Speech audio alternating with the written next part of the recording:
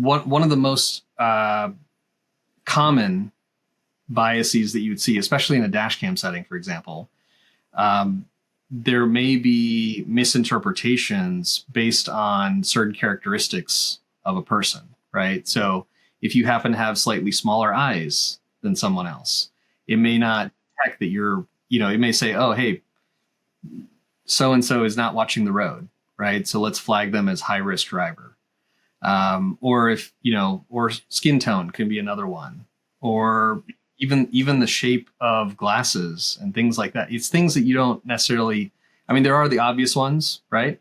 But then there's other aspects where you just don't even think about. Well, why do I care about the person's shape of their eyes, right? Like, why does that matter?